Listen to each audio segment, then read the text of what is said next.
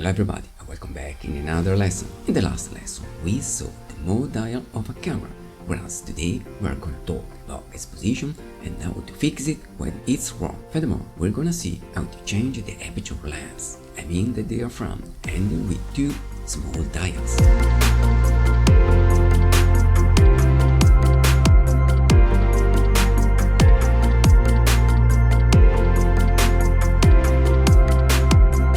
Despite modern light metal cameras, getting the right exposition can be a little tricky. You know, cameras can have different light and level metering, like for example multi, center and spot. With multi, your camera will measure light on each other after dividing the total hair into multiple areas and determines the proper exposure on the entire image. Center measures the average brightness of the entire screen, while emphasizing the central area of the screen or image, and finally spot measures only the central area. This method is suitable for measuring light on a specific part of the screen. The size of the metering circle can be selected, as well as the metering position, but in some situations cameras can't get the right exposition.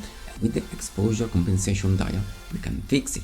Basically, rotating the dial towards negative numbers, our images get darker, whereas rotating the dial towards positive numbers, our images get brighter. To understand if we have got the right exposition, we can check the histogram, as we are gonna see in our next lesson. Anyway, compensating the exposition will also change shutter speed if you are using the aperture priority mode, whereas if you are using the shutter priority mode, compensating the exposition will change the aperture of the lens. In program mode, the exposition compensation will change the shutter speed.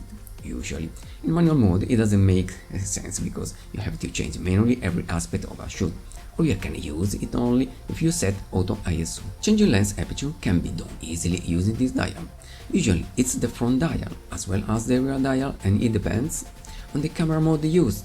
I mean auto, program, menu, aperture priority or shutter priority. And of course it could depend on button customization as well, so you should be aware of how you have set your camera. Anyway, it works really simply. Rotating the dial, you open or close the diaphragm lens, and as a result you have more or less light onto the sensor, and depending on the camera mode used, you'll have the same behavior we've seen before with the exposition compensation dial. Every brand calls this button or dial differently, but usually has the same function or group of functions.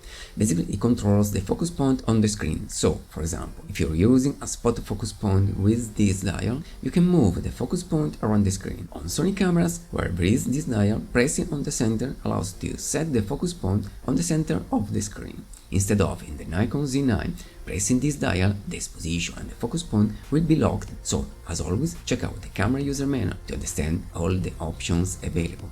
As I said before, for the multi-selector dial, the display dial can be called in different ways, but basically it's used for choosing, setting and showing camera options. In the Sony Alpha 9, for example, I can show on the screen some function that I can change or select with the dial itself.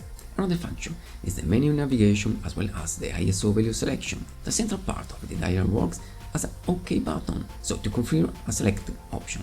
In other brands it's not so different, and usually they have the same function. As always, check out your camera user manual. Okay guys, today's video has been pretty short, but I hope it's useful for somebody. Anyway, thanks for watching and consider to subscribe my channel if you didn't do it. See you next time, bye bye.